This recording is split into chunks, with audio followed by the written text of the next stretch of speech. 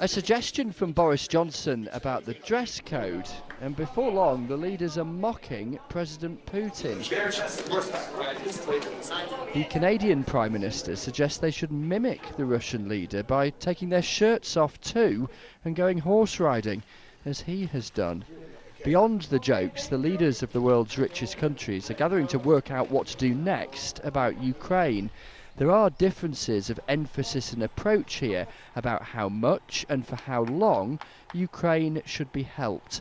The UK insists it must be for the long haul. The Prime Minister acknowledges, though, some are tiring of it. I think that the pressure is there and the anxiety is there, and we've got to be honest about that. The G7 has been solid and we continue to be solid. But in order to protect that unity, in order to make it work, you've got to have really, really honest discussions about the implications of what's going on. These two men look like the best of friends. A reunion of a year old now. But in private, the Prime Minister emphasised to the French President any attempt to settle the conflict now, with Russia having stolen Ukrainian territory, would be a mistake. At this summit, the aim is to portray as much unity and resolve as possible as the conflict in Ukraine drags on and its costs back home, not least rising prices, become more obvious.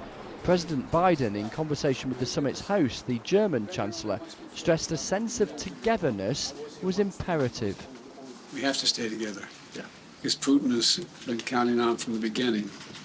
And somehow NATO would, and the G7 would splinter, but we haven't, and we're not going to. So can't let this aggression take the form it has and get away with it. The fundamental truth for all of the leaders here is the democratic pressures that they face back home from their parties and their public.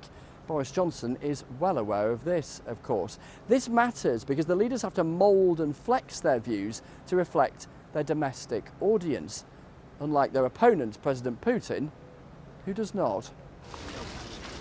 The challenge then is how to stand together, how to move as one.